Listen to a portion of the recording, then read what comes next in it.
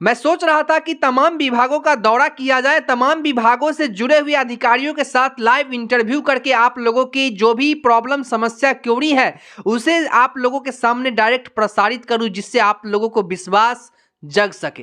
मैं ये करूं तो किस वजह से करूं, किस हिम्मत से करूं, आप हमें ये बताइए कि आप लोगों ने, जब मैंने कल खबर बनाई तब आप लोगों ने बताया, क्या उससे पहले आप लोगों ने कभी ये बताया कि आप लोगों के विभागों में क्या कमी है, आप लोगों में क्या कमी है? क्या अभी तक आप लोगों का सर्विस बुक बना है? आप लोगों के तरफ से जो कमी हो वो कमी नहीं होता है। हम लोग अगर एक चीज बोले और वो बात नहीं हो पाई तो आप लोग हमें झूठा फरेब की संज्ञा देने लगे। मैं कहना चाहता हूं कि लगातार आप लोगों के हितों में आवाज उठाता रहा हूं, उठाता रहूंगा मैं।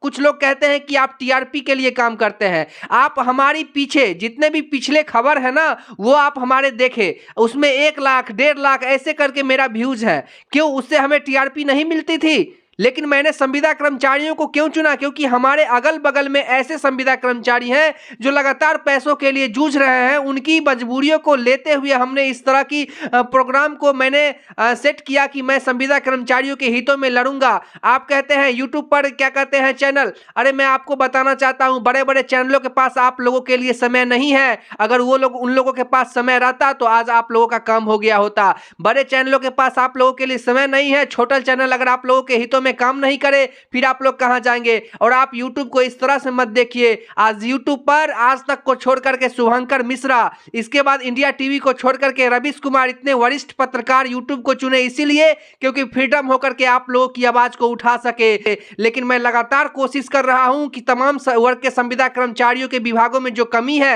उसको पूरा करते हुए आप लोगों को तमाम प्रकार की सुविधाएं सरकार उपलब्ध करवाए, जितनी जल्दी हो सके उसमें लगातार मैं अग्रसर काम कर रहा हूं। और मैं तो हमेशा से कहता हूं कि आप लोगों को अगर किसी भी प्रकार की कोई प्रॉब्लम समस्या क्वेरी होता है तो आपको इंस्टाग्राम फेसबुक लिंक दोनों आप लोगों को डिस्क्रिप्शन में मिल जाएगा। आप वहां से हमें फॉलो करके पूछ सकते हैं जो भी क्वेरी हो। संविदा कर्मचारियों के विभाग है जिनके अभी तक सर्विस बुक ही नहीं बने हैं। अब बताइए, सरकार 7 लाख 8 लाख 9 लाख कर्मचारी अभी संविदा पर काम कर रहे हैं विभाग में, क्या सभी को नियमित करना पॉसिबिलिटी है? नहीं है। तो सरकार आखिर आप लोगों को, सरकार का फंडा है कि जो लायक नहीं है मतलब क्या कहते हैं सरकारी कर्मचारी बनने के, जिनका मूल्यांकन होगा सर्विस बुक का, तो उनको जो है उसी विभाग में पदोन्नत किया जाएगा। आप लोगों को ऊपर जो है बढ़ाया जाएगा और जिनको जो लायक हैं उन सभी कर्मचारियों को सरकारी विभागों में समायोजन करने की सरकार की तैयारी है। क्योंकि सरकार भी समझती है और आप लोग भी बुद्धिजीवी इंसान हैं, आप लोग भी खुद से सोच सकते हैं कि 8 लाख 10 लाख कर्मचारियों को एक बार सरकार समायोजन करो तो करे कैसे? नहीं कर सकती है, ये पॉसिबिलिटी ही नहीं है।